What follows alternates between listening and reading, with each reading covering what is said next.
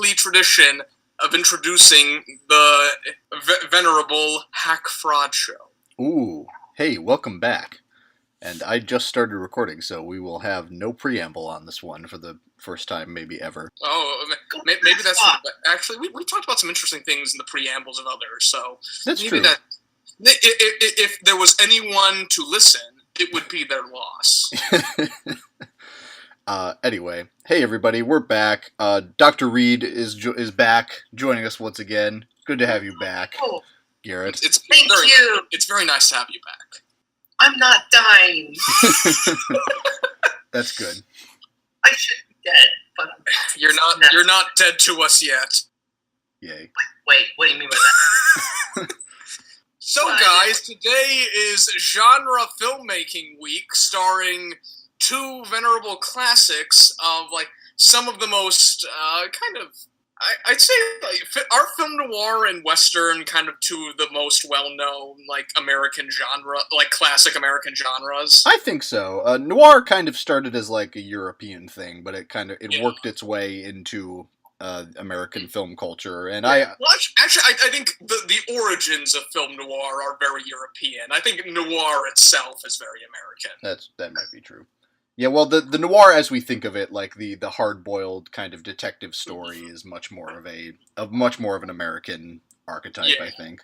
But of course, it all came from German Expressionism and that sort of thing. Though it also has noir is interesting. We'll talk about this. Yes. Well, all that aside, we are talking about Jacques Tourneur's Out of the Past, and John Ford's The Man Who Shot Liberty Valance. We will get to those in due course. But, hey, Garrett, it's been a while. What have you been watching? Probably not much, because your schedule has been busy fucking you over, from what I understand. Yes. So, probably the one thing that's still kind of salient in my mind, a late 1990s, I'm going to say early 2000s documentary about the Israeli-Palestine conflict called Promises. This will not be controversial at all. So an Israeli-American filmmaker, I'm tripping on the name, goes back to and then interviews children from parts of the city of Jerusalem. Most notably, several children between the Jewish portion, with the rest of Israel, and then East Jerusalem annexed back in the 6 years war, whatnot, shit. That more identified as Palestinians, and so this was made in between the two intifadas. So right after this was made, the second one was starting to erupt and then go from there. So this is a bit dated, and a lot of the viewpoints came across, and maybe just in a brief summary, so it boils down to, because of the situation across these, it becomes hard for these children to really get to know one another and then sympathize with, and it even goes to extremes with some of the children being more ideologically driven, to the point that into a land argument saying, this is my land, they're the invaders, and it's put forth on many sides. Well, let me guess, it's a film full of children saying horrifically racist things for about 60 or 90 minutes. Yeah. Well, I can get behind that.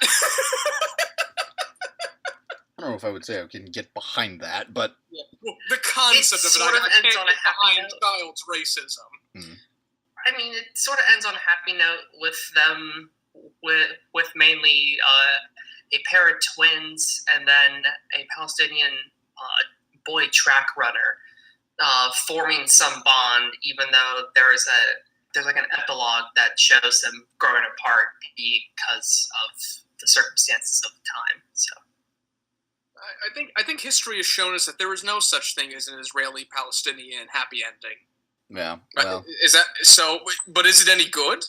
It was compelling to watch because at one point there's an Orthodox Jewish boy that sounds the least crazy and the least apathetic at one point. Great Hopes. Not really. But Okay. So what's that called again? it's called Promises. Promises. Sounds interesting. What else has caught your viewing eye this week? Kill me. Well, Tyler, if that's what all. have you been watching this week? Oh, okay. Well, I guess I should probably check out that documentary because the most nuanced take on the Israeli-Palestine conflict I've ever heard came from BoJack Horseman. So, which is a great tossed off gag in a season 2 episode, by the way. But Interesting. anyway, yeah. So I had a somewhat less prolific week of watching this time around, although I still have a few things to talk about. The time has come once again for all the faithful moviegoers to drudge over to the multiplex to see the new cinematic offering from the Marvel Syndicate. This time, Thor Ragnarok, which I saw last night. Well, Tyler, how is Thor Ragnarok? It's fine. Damn it. No, well, look, there is... like the middle stretch of the movie, when it's allowed to be something, is actually really good. There's a lot of very fun stuff. There's a big chunk of the movie where Thor gets stranded on like this trash planet and is forced to fight in like the gladiator ring, and he fights the Hulk. You saw all this in the trailers. Yeah. Lots of fun stuff there. There's a whole like breakout sequence that's very, very fun. All the kind of supporting players are great. Lots of fun stuff.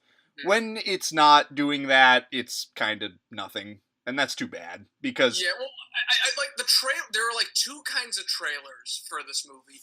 One of which was, like, the, like, plotless, just, like, series of, like, cool happenings trailer, which showed us things like lots of Hulk, lots of jokes, and just, like, a general cosmic vibe. Yeah. And those looked really interesting.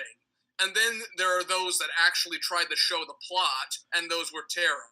Yeah, well, the actual plot of the movie is almost kind of a, like, the movie almost doesn't care about its own plot, which is kind of refreshing. And Interesting. Taika Waititi really does bring a lot to this. Like, when it is this kind of big, fun, goofy, cosmic thing, that is really great. But whenever it cut back to Asgard and Cate Blanchett just taking over, like, that, I was just like, well, all right, this is just nothing. So, it is definitely better than your average Marvel movie. I'd say worth seeing. It's really funny. This is, I think, definitely the funniest Marvel Studios movie. I'd say funnier than Guardians 1, actually. Oh, interesting. There's a lot of really good stuff here. Mark Ruffalo is great. I love whenever they bring him in. Yeah, well, the Hulk is like one of the best aspects they have, yet they just kind of he's just always put into a box on the side. Yeah. Unless it's an Avengers movie. Yeah, no, they do use him pretty well in this movie, so that's all good stuff. I don't know. Walking out of it, I was kind of like, okay, that had a lot of fun stuff. Overall, it was just kind of a... I don't know. Is it something you think I'd get anything from? I think there's some stuff to be gleaned from it. Okay. Certainly, it's no Guardians 2, but it's a refreshing change of pace, and especially compared to the other two Thor movies, it's very much a nice little diversion. So that's that. Miles better than Civil War. Most things are. Well, there are I can make an entire book out of just Marvel films that are more entertaining than Civil War. Yeah. I will also say the small things that they throw in there, like for the sake of maintaining continuity, like Doctor Strange is in this movie for no reason, but he's only in it for 5 minutes, so that's fine. But seeing this movie in a theater full of people who were jizzing their pants at every little continuity thing was not a good experience for me. But, so it was like the Avengers 2 screening we went to where everyone cheered every other scene. Well, whatever. Anyway, that's that. So, also, the time rolled around, so I took the opportunity to rewatch a couple of my favorite Halloween type of movies. I watched Young Frankenstein again, which I think we talked on the show. Did I force you guys to watch that at some point last year? Actually, I don't think we ever got to it. Oh, that's interesting. I don't remember. I remember we watched the original Frankenstein. We talked about that, but I don't think we ever got to Young Frankenstein. Interesting. Well, watch that movie. It's great. I can imagine. I also watched Beetlejuice again, which I just love that movie. Beetlejuice is great. It's so... I always forget just how little they explain in that movie. It's just kind of... They just throw it all at you, and you're just kind of like, okay, I'll just roll with it. The hell is a bureaucratic enterprise? Okay. Yeah. Okay. Just a bunch of, yes, they step out the door, they end up on this weird alien planet with giant sandworms. Yeah, sure, all right, whatever. Yeah. That's all good stuff. Why 3 times? And, Winona Ryder, just her character in this movie is just a fully formed human person. I love her so much. And I just want to say, I haven't watched the second season and will not watch the second season, but the first season of Stranger Things was a travesty in so far as it leveraged her. What she was called on to do, or rather, what she was not called on to do, was, I think, frankly, an insult and a waste of her talent. I feel very strongly about this, so Winona Ryder, if you're listening, you deserve better. You deserve more than goddamn motherfucking Stranger Things. Yeah. I've never been compelled to watch Stranger Things. I don't think I ever will be. It's not worth the time. It's not. So, also my roommates and I rewatched La La Land because my one roommate was the one person in America who didn't see it during Oscar season last year. I mean, I think this is a movie that might end up aging pretty well. I mean, certainly it has a lot of rewatchability. The second act is still really not so hot, but, you can't... there are a few things in film as charming as, the first 20 minutes of this movie. It's just got so much exuberance, and there's a lot of parts of it that don't work, but I found myself still enjoying it quite a bit. There were few more kinetic movies in 2016. Yeah. Now, if I remember correctly, we saw it together, and you really liked it, and then you saw it again, 2 days later, and did a complete 180 on it. Yeah, no, I never went, I never got to fuck this movie. I've never been there, but I've always been to, okay. I'm kind of just okay, it exists. Yeah. It looks pretty. Emma Stone and Ryan Gosling have a lot of character. It's okay. Yeah. I'm just kind of I'm just there right now. I'm not against it. I'm super glad Moonlight beat it. But yeah. Well, me too. But yeah, that's fair. I just think Damien Chazelle, if I guess I should probably try to see it again because the last time I saw it was back in March. So bad idea. Might be worth a rewatch. I was just going to say that I think if Damien Chazelle is matched with some, slightly smarter material, I think he could really do a bang-up job with another musical movie. He has a really high ceiling. Yeah, I think when the time comes, he could be a really good choice to direct the Hamilton movie, if that time ever comes. Oh shit, that'd be lots of fun. I'd be really into that. Then just a couple of other things here, just some TV stuff. I watched the first 2 episodes of Donald Glover's Atlanta, which... racked up a lot of acclaim when it was on last year. I watched the first 2 episodes a while back, but I never kept going, and I think I will keep going this time. I found a lot more to appreciate this time around. It seems like this show has just decided to dispense with plot completely. The first 2 episodes, not much really happens. It's just kind of people, hanging out and talking and trying to figure things out, and the second episode, half of it is kind of a bottle episode where Donald Glover is waiting to be released from Central Holding in jail, and it is a scathing and pretty nuanced critique of the American prison system in less than 20 minutes, because the episode has a B-plot, so this show has a lot more going on than I think I may have initially given it credit for. Interesting. Do you think this is something I would get into, or? Maybe. I'm not sure you would... I will say, I'm not sure how you would feel after the first episode, but I think after the second episode you might be into it. It is kind of a it's an interesting experience, and it focuses on like the Atlanta kind of hip hop scene, although not super in depth in the first couple episodes. But I don't know, give it a watch if you're curious. Donald Glover is one of our like most brilliant artistic minds working right now. Yeah. On a related note, my roommates and I have been watching a lot of random episodes of Community, which we talked about a few weeks ago. Yeah. I just had forgotten just how utterly brilliant and wildly entertaining that show is. It's a delightful show. The joke density on that show at its peak like rivals things like Rick and Morty and BoJack, I think. So it's definitely worth checking out and exploring in depth if you haven't.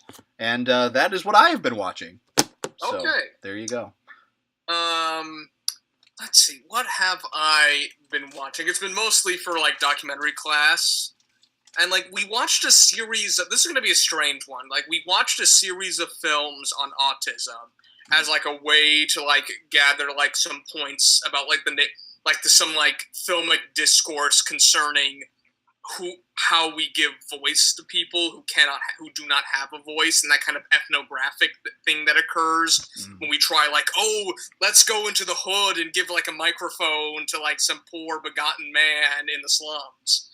That sort of like humanitarian impulse. And like one of the films we watched was kind of like a typical like little CNN special on like a woman called Susie who was like for a while like they didn't know she could. They thought she was profoundly mentally disabled, but then they found like, well, actually, no, she's actually really smart, but she just can't talk. There's just like, she has a form of autism that does not allow her to speak properly. So like, she has to do everything through like a text and speech thing. And like, yes, it does have the goddamn Microsoft Sam voice, which is something, but like, there's also something to be said about like how like, there's like an entire like, narration written by her, but like that's spoken by like a TV actress, and like the sort of dissonance that is created when you have like you see this woman and she has like a voice, she can like say certain words, and she has her own presence, and she has like the little text, she technically kind of has the text to speech voice, but like then you add like another thing across with the actress's narration, and like it's just very difficult to click like, oh, this is from the same woman we're seeing on screen, who is like a very articulate person who like who is studying history and has very intelligent musings, and then we saw another film which is called In My Language, which is it's a YouTube video of all things, but it's about like a woman with autism articulating sort of like her way of like interacting with the world, and how like she finds it like she sort of sees like her own language, like because she's also has like profound autism, but is also like very articulate and able to write and able to speak through like little text to speech things. And like there's a certain part of the episode which is her like singing and interacting with her environment. And then there's sort of like an entire second half, which is like a narration, which she says this is a translation of what I was doing before, as far as like how people like people like see me not able to comprehend language, and they assume I am not a person. It is like through my failures to learn like English and be able to speak properly, they deem me as someone without thought, and like the sort of like crisis that occurs from that, and that's really fascinating. So like it's on YouTube if you want. It's like a little short thing. It's called In My Language, and it's utterly fascinating if you want to. All right, take a look at that. It's like it's in really low quality for like whatever. I think there's like a higher quality version that is just missing for whatever reason. But if you can get past that, it's actually a really quick, fascinating experience. All right.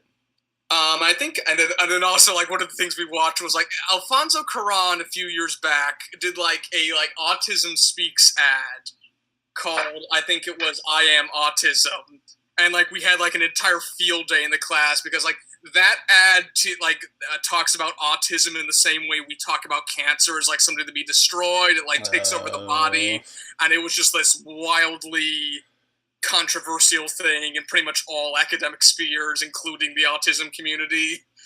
And that was a fun thing to discuss with an entire class of people. Oof. I can't speak to you, Alex. This is important.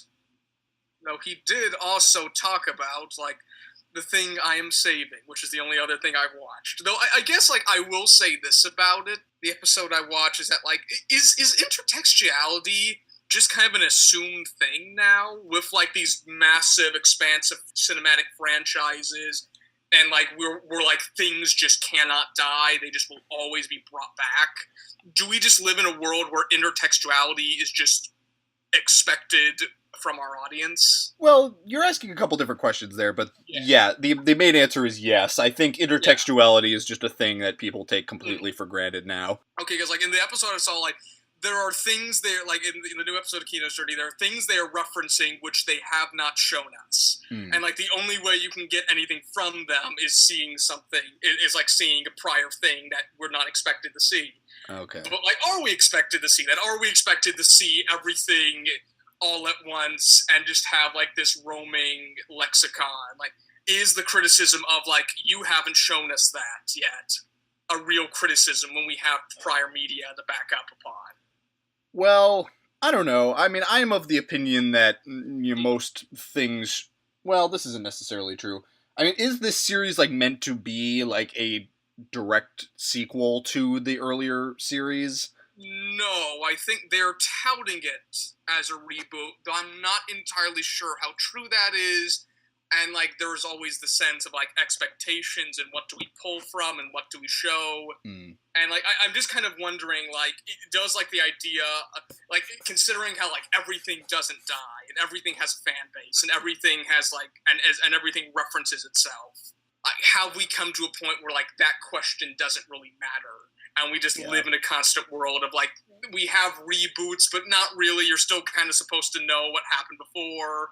Well, I don't know. I mean, it's all kind of weird. Like, I think, like, if you're making a Star Wars movie, it's safe to assume that most of your audience has seen a Star Wars movie before. But, like, at the same time, you know, you don't want to... you want to make the movie work on its own terms. I don't... well, TV is a different conversation. Like, how much does something need to stand on its own terms?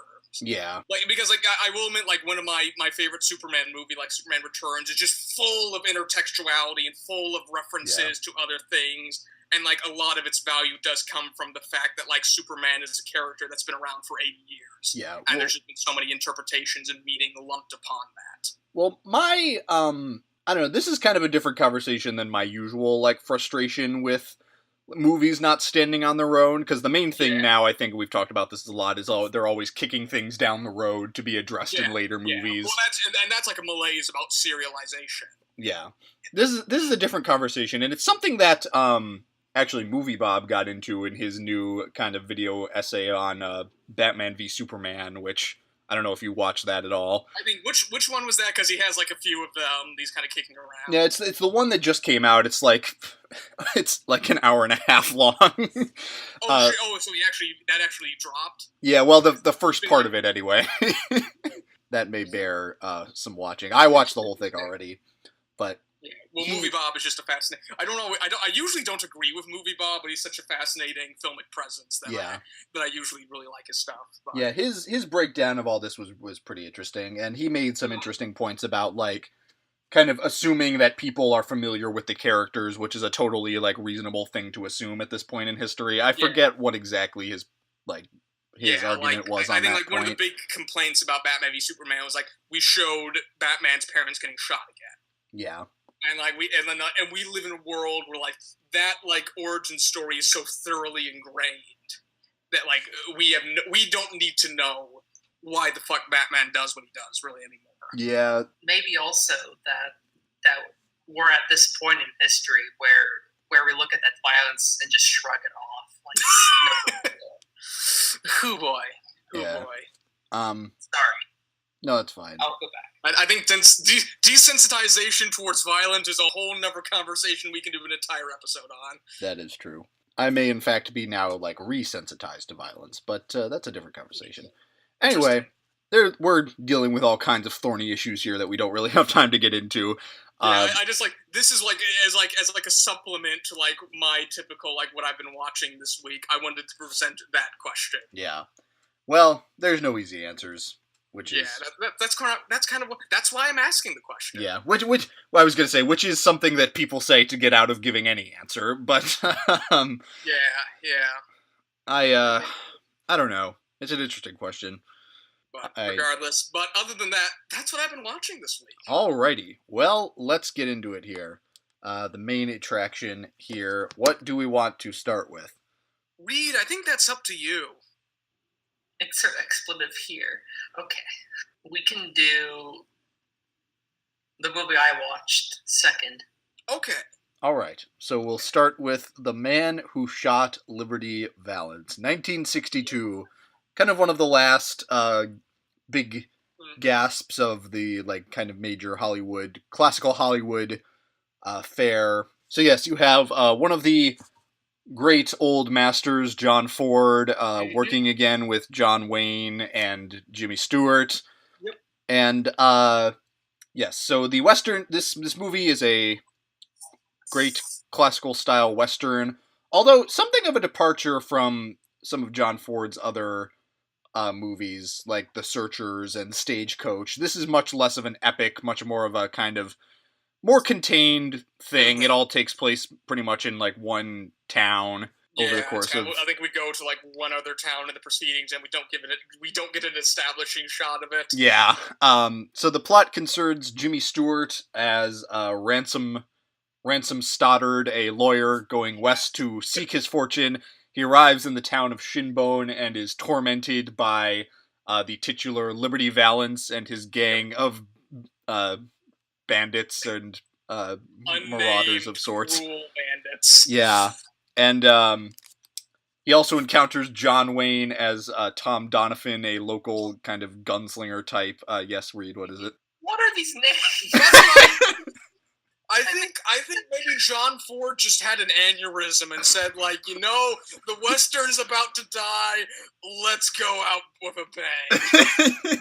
The names in this movie are kind of weird, but, you know, I really like this movie. This is a movie, at first blush, I was kind of I saw Liberty Valance, I saw Jimmy Stewart, I saw John Wayne. I just said, alrighty, let's go. But, as this movie goes on, and it becomes, a parable about brutal populism against the rule of law, this movie becomes something fascinating. This movie is really fascinating. It deals with a lot of really interesting themes and, the issue of, the myth-making of the West and the truth of history and the lies we tell ourselves. That's all super interesting stuff. Mm-hmm. Oh, yeah. And, the people who it's rendered through are a combination of just, conflicted, incompetent, broken people. Yeah, I love how, fully formed all of the characters feel in this movie. Yeah. People who would, just not... People who don't really have a whole lot of bearing on what happens just feel totally fully formed human beings. Yeah. I love the newspaper editor who is probably an alcoholic who is constantly just kind of the incompetent sheriff they have running around. Yeah. I mean, even John Wayne, who at first blush just kind of seems like every Western strongman, is just really broken and just really conflicted with his self-image at times. And he also is an alcoholic, because everyone drinks in this movie. Well, the interesting thing with John Wayne is that, you don't really get a whole lot of sense of, what's going on with him. Who is he? What does he do other than, make his black servant do stuff for him? Yeah. This movie's only slightly racist. Only slightly. I think Woody Strode gets some cool things. He's given up, though. There's also the slightly racist cantina. Well, that's all. Not everything is aged well. Not everything. I get it. John. Yeah, you're not entirely sure. What is John Wayne's deal? Yeah, but he just feels he's pining after this woman, but he's like, you never really see them like interact in a really super meaningful way. Well, I think there's kind of like there's something really interesting about like how like John Wayne comes in, just sees this woman and goes like, I've complimented her. I've done everything I need to do to get this woman. She is now like ownership over me. And how like he kind of objects to her learning how to read and write. Yeah. There's lots of interesting paternal things to look into that. That's interesting, actually. Now that I think about it, like, his character in this is kind of a counterpart to his character in The Searchers in a weird way. Like, he is kind of this avatar of, like, kind of the older way of doing things, and he kind of realizes that, like, he doesn't really have a place in this society anymore. Like, yeah, you're right. He's kind of like... There's something like, the Old West is dying, and Jimmy Stewart killed it. Yeah. Like, the whole, like, kind of narrative thrust of this movie, other than the whole, like, showdown with Liberty Valance, is that, like the territory they're in is kind of on the cusp of statehood, and they're trying to figure out, like, who to kind of send to represent them in Washington, and it kind of comes down to Jimmy Stewart, who is this kind of representative of the law, and he's the lawyer, he has law books, yeah. He keeps preaching the law to people, he tells people about the Constitution and the Bill and the Declaration of Independence, he has Lincoln and Washington hanging up in his schoolhouse. Right. Yeah, and you just kind of see, like, the transition, like, from just kind of one type of society into another, and, like, I think that comes across really nicely in, like, the contrast between, like, the bookends of the movie, where you see the town, like, with after the railroad has come through and everything, and contrasting that with the flashback and just, what it used to be like. That's all super interesting stuff. And there's also just, like, a whole lot about the sort of, like, Liberty, like, there's also about, like, the people north of the picket wire, like, river, and, like, how they are trying to keep this place as a territory, and they use Liberty Valance as, like, brute force to keep it down. Yeah. And that's really fascinating, and, like, Liberty Valance turns into a dictatorial vision of oppression in some way. Right. Yeah, and, like, I mean, Liberty Valance is not, like, the most interesting or nuanced character by any means, but you see him, you're like, oh, one of these. Yeah. But he represents something really interesting, and also, just kind of, we need to address the big thing with this movie, which is that you see Jimmy Stewart seems to kill him in this shootout, but actually it was John Wayne. But John Wayne allows Jimmy Stewart to take the credit for it, because this is what needs to happen to, like, kind of allow him to... myth-making, Yeah. And then there's like that, which also leads to one of the greatest roll credits moments in all of film history. Oh, I love that. I love that so much. And then, like, because because like after, like, we get rid of, because honestly, like, Liberty Valance is kind of just like a bump, just like a basic plot speed bump. Yeah. Once we kill him, then the real plot begins, where it becomes about myth making and like how John Wayne reacts and how Jimmy Stewart reacts, and there's like this fascinating, like, shouting argument in a town courthouse as, like, they try to elect representatives and try to get the territory recognized as a state. Yeah. Well, they kill Liberty Valance, and then there's still, like, 20 minutes of movie left, and you're like, okay, now we're getting down to the nitty gritty of what this movie is really dealing with here, and I just love it. Like, it's fascinating. It's such a more complex and kind of thorny, like, treatment of these ideas than you would normally get from a Western of this period, and, like, I think that this is kind of stylistically maybe a little bit less so, but, like, although you do see, like, blood from gunshot wounds and stuff, like, this is another movie, which is what we talk about sometimes, kind of like The Manchurian Candidate, where it's, like, kind of a border movie between, like, the classical period and kind of the new Hollywood period. Yeah, like what? Here's the thing about, like, Liberty Valance, like, brutally beats his victims. Yeah. And at one point, we see, like, he assaults the newspaper editor, and he is just utterly disfigured. Yeah. in like a really kind of shocking way for like 1960s. Yet it's also like the credits roll, and like you could have sworn it was made in 1940. Right. And the style, it's still John Ford. It looks like Stagecoach. Yeah. So yeah, there is kind of I think it fits far more into like that classic Hollywood mold than like most of these. Well, when did kind of like the classic Western sort of end? I'm not sure exactly. I think this was kind of one of the last ones. In the 60s was when Sam Peckinpah came out with the Wild Bunch, which was, and that was also when you started to get like, I think toward the end of the 60s was when you got like Sergio Leone and the spaghetti western and all that stuff. Yeah, well, the 60s is when you start getting people who have grown up fully with film. Right. And like you get some like, and then you start to get like people trying to subvert genres. This is kind of there's kind of like this like neat overlay between the old masters and the new guard, kind of and like how the French New Wave fits into that is really fascinating. I think kind of the Western kind of shifting and becoming more like kind of darker and more complex and kind of coming of age in a way. I think that really happened. With the rest of film in the like mid to late 60s, and there's also something to be said about like The Searchers is utterly fascinating. Yeah. And some of these like classic westerns are like really complex and really interesting. Yeah. And this is one of them. Yeah, for sure. I really like this movie. I love this movie too, and I saw it a while ago because this is actually one of my dad's favorite movies, and so. I saw it a while back, and I always kind of wanted to watch it again. And I think it really, really holds up to a lot of scrutiny. And this is one of the most fascinating westerns I've ever seen. Yeah. So that's all great. All right. Yeah. So let's move on then to a very different kind of moment in film time with 1947, I think? 47, that's 1947's Out of the Past. Yeah. Okay, Out of the Past. How the fuck do you pronounce the director's name again? Jacques Tourneur, I think. Let me double check this real quick. Wikipedia. Yeah,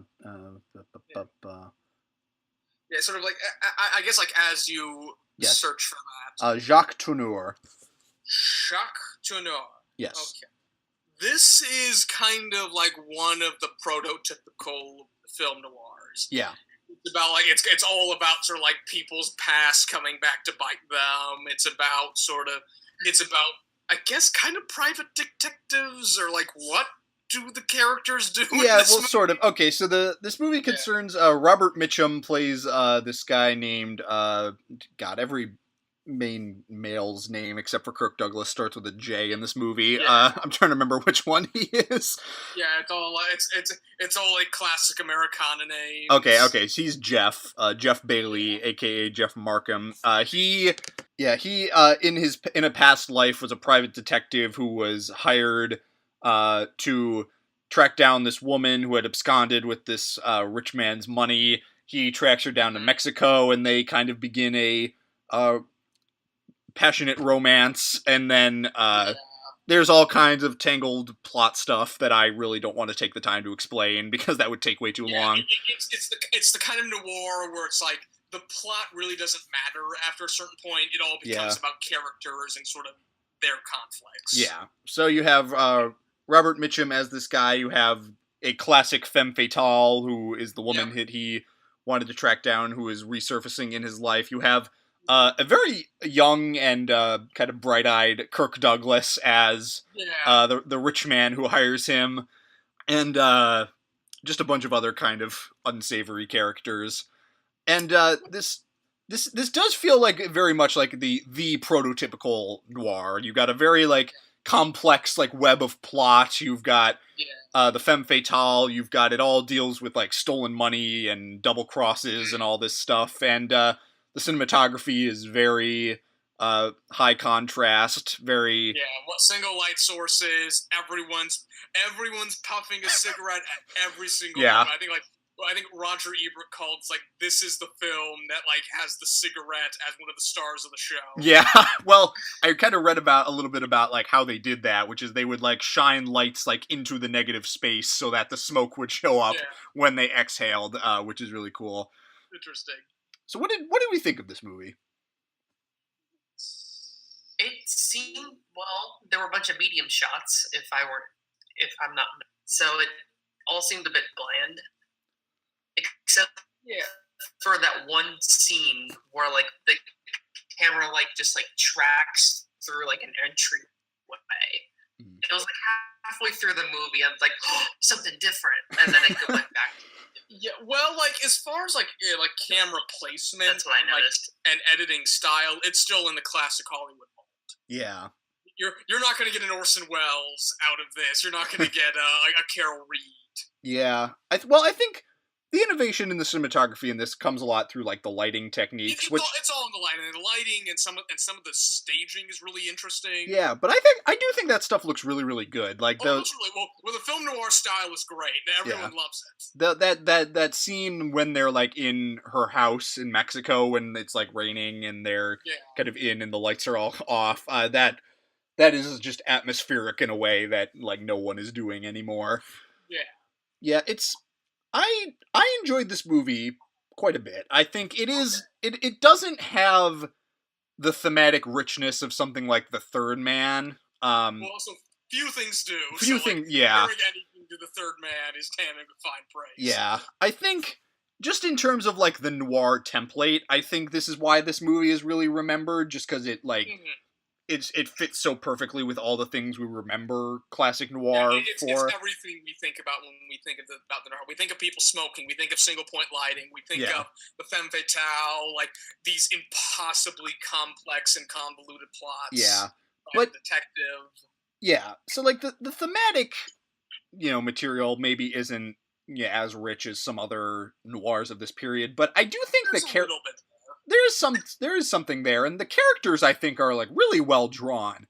They are, and especially like the femme fatale is fascinating. She's a really interesting character, and the way she's and is given far more to chew on than most of the actresses of the era. That is very, very true. Well, all you have to do to see that is to look at the other love interest in this movie. Yeah, and she is just such like deer in headlights. Oh, goody boy, you better come back to me. Yeah. Like she gets some like fascinating is that like go talk to her and like see if there's anything there. You have to make sure you do not love her at all. Yeah. That is kind of interesting. I don't know. There's something there. There's something not much. There. Yeah. I don't know though. Like I think Robert Mitchum's performance in this is really good and really nuanced, and he's doing a lot of really interesting stuff. Yeah, I think everyone's pretty good. The performances in this movie are really solid. The dialogue is really good. Like it's really snappy, really kind of boop boop boop. A lot of cool little patter things. I like all that. Like you feel everyone's like wrapped around with cute jokes and like curt responses. I think the main parallel to this movie that I've seen would be Charles Vidor's Gilda, which I haven't seen that one. I didn't like it that much. I thought it was kind of boring, but this movie I just thought was like on that level, like as far as like the story they were telling, but I found it much more entertaining, and I thought there was a lot more to chew on, and it was just a lot more compelling. It sucked me in. Like there was like I think like everything to like about this movie is wrapped around in the femme fatale and the dialogue. As far as it feels alive. It feels quick. It feels like there's real conflict in these people. Mm-hmm. Which is funny because like Robert Mitchum he's giving the kind of performance where he doesn't really emote too much. Yeah. And there's also things like around him, like the deaf and dumb kid who helps him evade like getting captured. There's a funny scene towards the end where is it Joe? Joe shows up to try to whack Jeff and he throws his line up and then just drags Joe down to his death. I thought that was great. Like, how did you think of that? That's hilarious. That scene's great. That's great.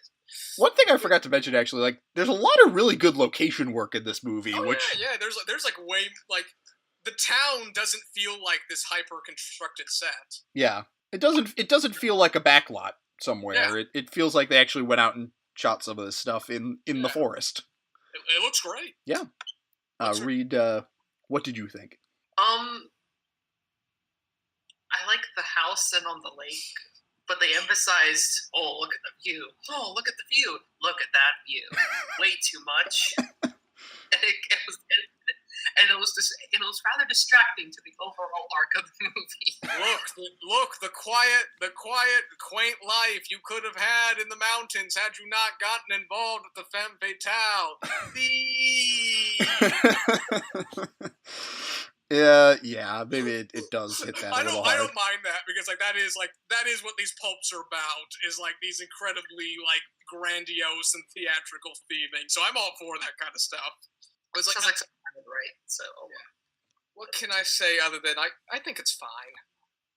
I'm not too. I think there's just more engrossing noirs out there. I think like if you are looking for like the prototypical noir, like you want to see the femme fatale, you want to see the PI story, you want to see just how convoluted these things can get, then you're going to find all of these things, and it's going to be pretty entertaining. There's going to be a little bit more there than what you'd get out of when I say the prototypical noir. Yeah. But other than that, I just wasn't too engrossed in the characters, to be quite honest, outside of like the femme fatale is fascinating. Yeah. I mean, I do agree with you up to a point. I was pretty certainly I don't think this is like, an all-time, totally in the pantheon classic, but I think there's a lot to like in it, and I was consistently entertained and interested, and I think it was there's a lot of great stylistic stuff. Like I'm always gonna be totally engrossed by the noir style, and the noir style is like this like incredible thing that cinema history is yet to match. Yeah, and like as far there's something very comfy about noir. Yeah, there's something about like I'm gonna get PIs. Oddly.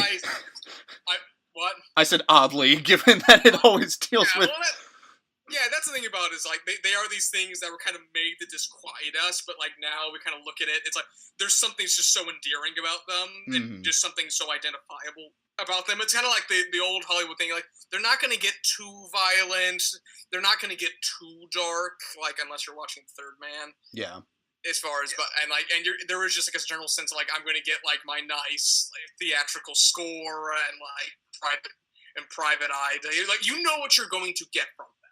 Yeah, it's just far as about like how we set them apart is kind of like what do they do differently, and there's not too much it does differently outside of like the location shooting and like I don't think I've seen the deaf and dumb kid as a trope in any other. He's great. He's a fun little character to stick in there. Yeah, that's cool. Yeah. I don't know. I think there's enough in this movie. I think there's enough to make it interesting and worth a watch. Certainly it's no The Third Man, but if you're looking for, some other classical noirs to watch, you could certainly, I don't want to just say you could do worse than this movie. I would say this movie is it's entertaining. It's a pretty solid choice. Yeah, as far as here's the problem. Like anytime I watch a noir, I'm just always going to get out. I was like, well, it's not The Third Man. Yeah, crap I fall into with that being one of my favorite movies. Yeah, well, I just see the style and I go like, damn it, it's not a Carol Reed film. Yeah, well, maybe we need to stop holding our standards so high. Possibly, but like I like Out of the Past. I like it too. Any last thoughts, Reed? I was impressed for a movie that old, so that's good. Not sure that fine praise all the way. Okay. So, guys. Well, what are we doing next week? Well, I don't know. We could do a couple more noirs if we want to look into that, perhaps. I could very potentially get behind this. Allow me to go to the internet and seek out the solution. Well, there's one of the like all-time in the pantheon noirs that I've been meaning to watch for a really long time and still have not gotten around to it, which would be Billy Wilder's Double Indemnity. I think I've seen Double Indemnity. Have you? I have seen it. I think that's another sort of like prototypical. I think that's another prototypical noir. But that's also another one where, like, I'm curious, like, it's been like a year since I've seen it, so I am curious what's in there. Well, okay, we'll have that as an option. There's another movie by Nicholas Ray called In a Lonely Place. Have you seen that? In a Lonely Place. No, I don't think I have ever seen that. Okay, Humphrey Bogart plays this screenwriter apparently. Interesting. This might be an interesting one to check out. It's only 93 minutes. Have either of y'all ever seen The Big Heat? The Big Heat? Yeah. I don't know that one. It's a 1953 Fritz Lang film. Ooh.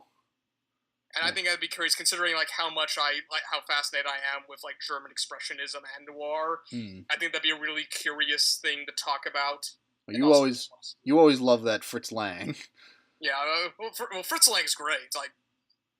M is one of the greatest movies ever made. Yeah, I could get behind The Big Heat. Okay, so In a Lonely Place and The Big Heat. Sure, why not? Okay. Reed, do you have any objections or recommendations? Please no misogyny, even though... Look, man, it's the 1950s. We can't guarantee that. Just like I can't guarantee you no racism in a classic Western. Which is depressing, but what can you do? Yeah, but this is the world we live in. Someday we're going to have to do Ministry of Fear, by the way. Ministry of Fear. That's another Fritz Lang movie. Yeah, that's what I'd really want to do. I don't know, maybe one day there's to be maybe we can do an episode that's made of filmmakers fleeing the Nazis. There's a lot of... Have you seen the new giant Lindsay Ellis Hunchback of Notre Dame? Yes, I watched that this past week. That 1935 adaptation of Hunchback seems fascinating. That does sound interesting. But I'm not sure if that's necessarily podcast material, but... Neither am I, but we will... This is all things for another time. Yes. But for now, the big Heat and In a Lonely Place. All right. Those are coming your way next time. God, noirs have great titles. You could, God, these things. God, I love noir. You could make a whole list out of ones that are just called the big blank. Yeah, there's the Big Sleep and oh God. The Big Sleep, the Big Combo. Yeah. I haven't seen the Big Sleep either. I haven't seen the Big Sleep, no. We may have to watch that at some point. I'm not too crazy over Howard Hawks, but I can get behind. Well, Howard Hawks is one of those kind of, work a day. Yeah, he's one of those. There's enough style to define him. We should look into that. Bringing Up Baby is another movie that comes up a lot, and I still haven't seen that. Yeah, have you ever seen The Lady from Shanghai? Is that Orson Welles' movie? That's like Orson Welles making a film about his then wife Rita Hayworth. Oh, that's a fascinating climax. I have not seen that. We may have to look into that too. This is all kinds of stuff that will kind of maybe come up at a later date. All right. Black and treasure trove. What? Yes. It's a black and white treasure trove. Yes. I guess. There's so much stuff to dig into. There's so many movies. There's just so many noirs. You can never. They made so fucking many. You can never see enough of them. All right. Thank you, everyone, and we'll see you next time. Thank you for indulging us. Thank you for bearing the sound of my voice. It's not the voice they're scared of. It's just your microphone and connection. Well, the microphone's been worse. The microphone's fine. The connection isn't. All right. Yeah. Goodbye. Goodbye. Bye. Okay, it looks like you're frozen a little bit. I don't know if my connection's bad. Oh no, I'm just a very still person, as you can see. It was. Sorry. I guess that's kind of all I've been watching is I have to kill this. Getting all sorts of fucking distractions today. The person that doesn't know we're recording this podcast interrupt us. Continue. How dare they?